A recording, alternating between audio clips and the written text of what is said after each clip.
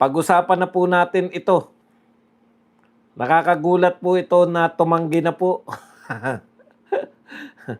Tumanggi po ang Pilipinas na sumunod sa Amerika sa panawagan nito. Kasi kahapon na nangangarap tayo na baka naman sumunod si BBM, no? Baka sumunod dito. Bad shot na tayo niyan. Sayang. May kasabihan tayo, di ba? Sayang ang pinagput ahan.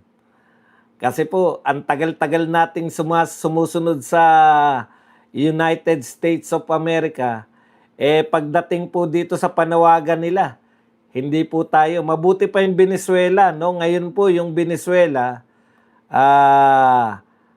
nagdeklara po sila na kakalas na sila sa ICC. Baliktad eh. Ha? Tayo po na hindi naman miyembro ng ICC, yung Venezuela, miyembro po kakalas.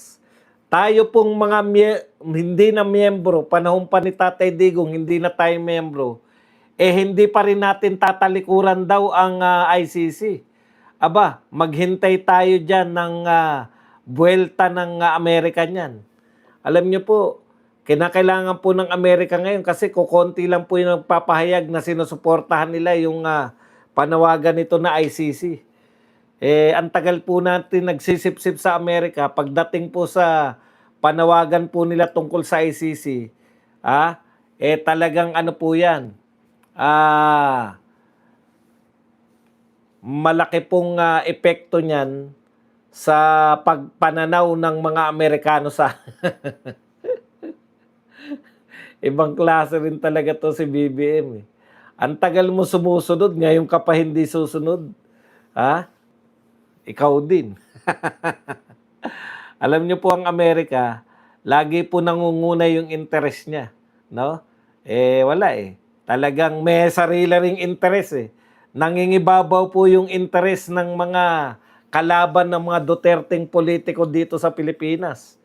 Yari tayo dyan. Okay, pero okay naman yan. Kaya lang po, mas madali po sana no, na sumunod na lang sa US ngayon. Kung kailan po mas madaling sumunod sa US, matutuwa po yung nakakaraming Pilipino dahil siyempre paglalaban mo na maibalik si Tatay Digong. Pero alam na po natin, ano po yung katwiran ng ating Pangulo o ng ating pamahalaan. Ito po ang sinabi ni Auntie Claire. Marcos Jr. admin tumangging talikuran ng ICC sa kabila ng panawagan ng US. Okay.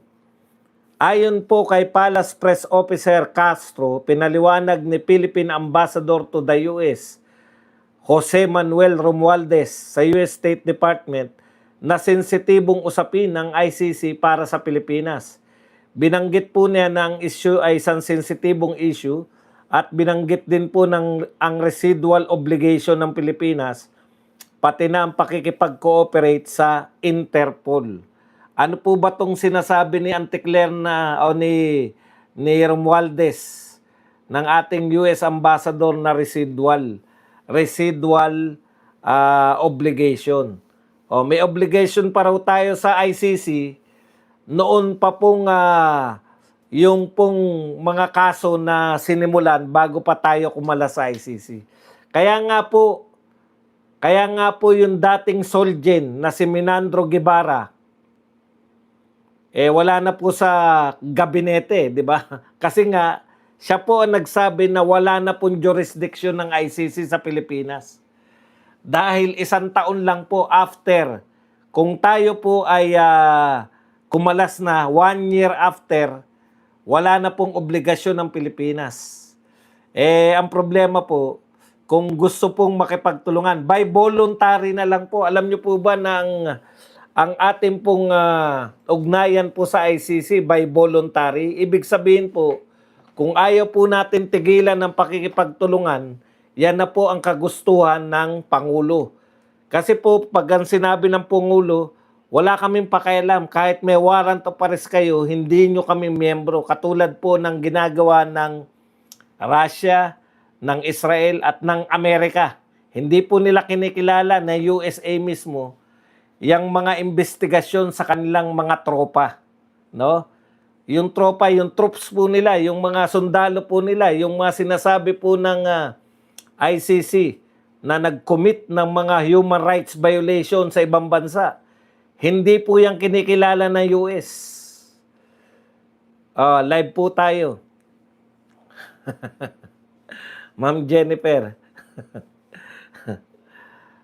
Siyempre, alam naman po natin, tama po kayo. Obvious naman na ang reason po kung bakit hindi nila tatalikuran ng ICC kahit hindi na tayo miyembro ay ang ano po, eto pong si PRRD at saka tong si BP Sara. Paliwanag ni Auntie Claire, no? Meron pa raw tayong residual obligation.